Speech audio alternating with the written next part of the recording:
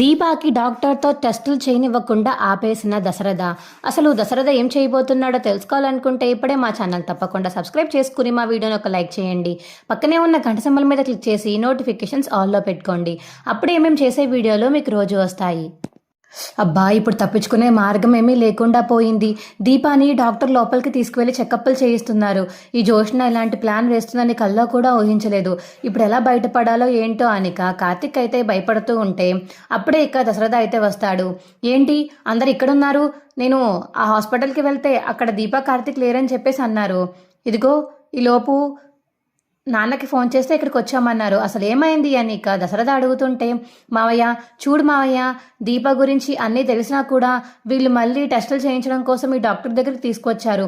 దీపని తీసుకువెళ్ళి ఆ బేబీ వల్ల దీపకి ఏమన్నా ప్రమాదం ఉందో లేదో టెస్టుల కోసం అని ఇక్కడ తీసుకొచ్చారు. మొత్తం జోష్నా ప్లానే మావయ్య అని దీప గురించి కార్తీక్ చెప్పడంతో దశరథకి, ఏంటి జోష్న, ఏం చేస్తున్నావు నువ్వు? మీ అమ్మ పక్కన ఇంట్లో ఉండమంటే అందరు ఇక్కడికి వచ్చేసారా?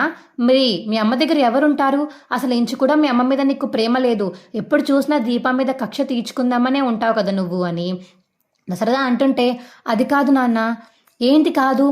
సుమిత్రని ఎవరు చూసుకుంటారు? అసలు నీ బాధ్యత ఏంటి? సుమిత్రాన్ని కాపాడడం.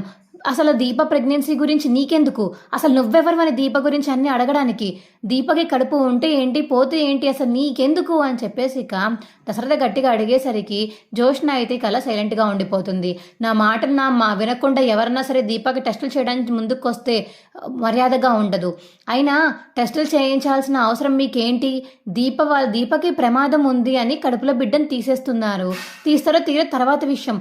కానీ ఎందుకని దీప మీద అంత అనుమానపడుతున్నారు? తన బిడ్డను తను పెంచుకోలేదనుకుంటున్నారా? ఒక తల్లి ఆ బిడ్డను తీసేయాలంటే ఆ తల్లి ప్రాణం ఎంత కుంగిపోతుందో మీకు తెలుసా? తెలీదా? తెలుసు కదా. మీ అందరూ పిల్లలకి జన్మనిచ్చిన వాళ్ళే కదా. ఆ బిడ్డని చంపాలంటే తల్లి గుండె ఎన్ని వేల సార్లు విరిగిపోవాలో మీకు తెలుసు కదా. అలాంటిది తల్లులుండగా మీ అందరు ఆడవాళ్ళందరూ కలిసి ఇంకొక ఆడదానికి ఇలా చెకప్ చేసి తీసుకొస్తున్నారు. అసలు మనుషులేనా మీరు? పోనీ ఒక తండ్రిగా తన బిడ్డని కావాలని వాళ్ళ ఆవిడ కోల్పోతుంది వద్దు అంటే వాళ్ళ తండ్రిగా కార్తీక్ ఒప్పుకుంటాడా? ఎందుకు ఒప్పుకుంటాడు?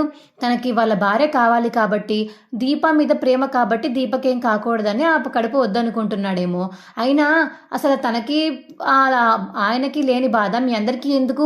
తను తల్లి, తన కడుపులో బిడ్డను తనకు కావాలంటే ఉంచుకుంటుంది, లేదంటే లేదు. అసలు మీరందరూ ఎవరు తను అడగడానికి అని చెప్పి దశరథ గట్టిగా అడిగేసరికి ఇంక అందరూ సైలెంట్ అయిపోయి నించుని చూస్తూ ఉంటారు. నోరు మూసుకుని వెళ్ళండి, నేను డాక్టర్ దగ్గర ఉంటాను. ఈ రిజల్ట్ కానీ మళ్ళీ బయటికి వచ్చినప్పుడు ఇలా దీపకి ప్రమాదం ఉందని తెలిస్తే మీ అందరికీ మామూలుగా ఉండదు. ఒక్కొక్కటి మామూలుగా ఆడుకోను అని దశరథ అయితే లోపలికి వెళ్తాడు. అవును, సుమిత్ర దగ్గర ఎవ్వరూ లేరు, అందరం వచ్చేసాము. సుమిత్రకు సడన్గా ఏమన్నా అయితే అప్పుడు పరిస్థితి ఏంటి? పద వెళ్దాం జోష్న, పద అని చెప్పేసి శివన్నారాయణ అంటుంటే, అది కాదు తాత, ఉందాం తాత అంటే మీ అమ్మ నీకు ఏమైపోయినా నీకు పర్వాలేదన్నమాట, అంతేనా నువ్వు అనేది?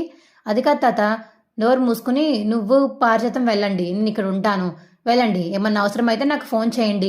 మీరు వెళ్ళాక నేను సుమిత్రకి కాల్ చేస్తాను, లేకపోతే సీసీ కెమెరాలు ఓపెన్ చేసి చూస్తాను ఫోన్లో. మీరు కానీ వెళ్లకుండా ఎక్కడైనా తిరిగారంటే మాత్రం మీకు మర్యాదగా ఉండదు చెప్తున్నాను, అర్థమవుతుందా? ఇక హౌస్ అరెస్ట్ చేసి పడేస్తాను, ఇంట్లోంచి బయటికి రాకుండా చేస్తాను అని శివన్నారాయణ అయితే వార్నింగ్ ఇస్తాడు ఇక జోష్నకి. జోష్న మరియు పార్వతం అక్కడి నుంచి వెళ్ళిపోతారు. గ్రాని, ఏంటి గ్రాని ఇది ఇలా జరిగింది? ఎప్పుడు ఏదో ఒకటి అనుకుంటానే ఉంటాం, ఏదో ఒకటి ఇలా అవుతూనే ఉంటుంది. ఏంటిది? దీప గురించి డాక్టర్ దగ్గర తీసుకొచ్చాం, టెస్టులు చేయిస్తే తెలిసిపోతుంది కదా అని. ఇప్పుడు తాతయ్య వినకుండా పంపేశాడేంటి? పోన్లేవే, విన్నాక ఇంటికి వచ్చి చెప్తారు కదా, పద మనం వెళ్దాము అని పార్యత మండంతో ఇద్దరు అయితే ఇంటికి బయలుదేరిపోతారు. ఇంకో పక్క దశరథ అయితే డాక్టర్ దగ్గరికి వెళ్ళి, డాక్టర్ ప్లీజ్, తను నా సొంత కూతురు, నా కన్న కూతురు, కానీ ఇంట్లో వాళ్ళెవరికీ తెలియదు. తను ఇప్పుడు బోన్ మ్యారో నా ఆవిడ కోసం దానం చేస్తుంది, అంటే వాళ్ళ అమ్మ కోసం. అలా బోన్ మ్యారో ఇస్తే కడుపులో ఉన్న బిడ్డకి ఆపద అని చెప్పేసి డాక్టర్ చెప్పారు. అయినా తను వినకుండా అమ్మని కాపాడుతానని నిర్ణయం తీసుకుంది బిడ్డ వద్దని. ఇప్పుడు మా ఇంట్లో వాళ్ళకి ఎవరికి ఆ నిజం తెలియదు. ఆ నిజం తెలియక ఇదిగో పాపం తిను ఇలా చేసిందని చెప్పేసి తినని అంటున్నారు, కావాలని బిడ్డను పోగొట్టుకుంటుందని. కానీ వాళ్ళు ఎవరికి నిజం తెలియక మాట్లాడుతున్నారు. మీకు నిజం చెప్పాను కాబట్టి ఇక మీరు ఏం చెప్తారో మీ ఇష్టం. నేను మాత్రం మీరు ఏ నిర్ణయం తీసుకున్నా ఏమనను, ఎందుకంటే వాళ్ళు మిమ్మల్ని అంటారు కాబట్టి.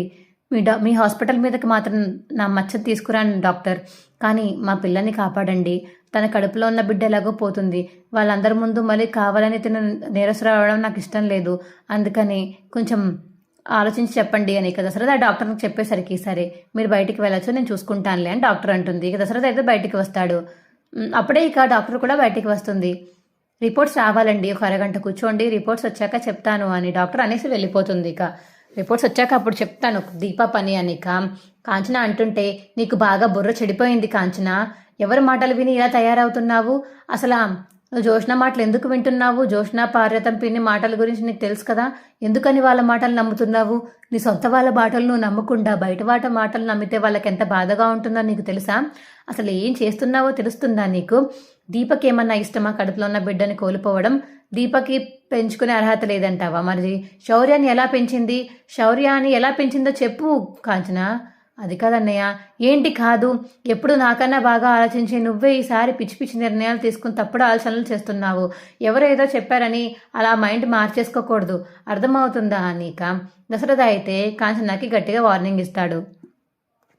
అప్పుడే ఇక డాక్టర్ వచ్చి ఇదిగోండి రిపోర్ట్స్, బిడ్డ వల్ల తల్లికి ప్రమాదం ఉంది, బిడ్డ అలా కడుపులో ఉంటే తల్లి ఖచ్చితంగా ప్రమాదం జరుగుతుంది, దాన్ని బట్టి మీరు నిర్ణయం మీరు తీసుకోండి అని ఇంకా రిపోర్ట్స్ ఇచ్చి డాక్టర్ అక్కడి నుంచి వెళ్ళిపోతుంది. కార్తీక్ అయితే డాక్టర్ వెనకట్లు వెళ్ళి చాలా చాలా థ్యాంక్స్ డాక్టర్ అని చెప్పేసి డాక్టర్కి అయితే థ్యాంక్స్ చెప్తాడు కార్తీక్. అదేంటి అంటే కార్తీక్ గారు చెప్పింది నిజమన్నమాట అని కాంచన అంటుంటే, అదే కదా నేను చెప్పింది, నా మాటలు వినకుండా నీకు వాళ్ళందరి మాటలు ఎక్కువైపోయాయి కాబట్టి ఇక్కడ దాకా వచ్చి వాళ్ళ మాటలు నమ్మావు కదా, నేను చెప్పిన మాటలు నమ్ముంటే నువ్వు ఇంటి దగ్గర ఆగిపోయేదాను అమ్మా, ఇలా హాస్పిటల్కి వచ్చి ఇక్కడ దాకా వచ్చేదానివే కాదు జోష్న మాటలు విని, ఇంకేం వద్దులే అని చెప్పేసి ఇక కార్తీక్ అయితే అలా డల్గా ఉంటాడు.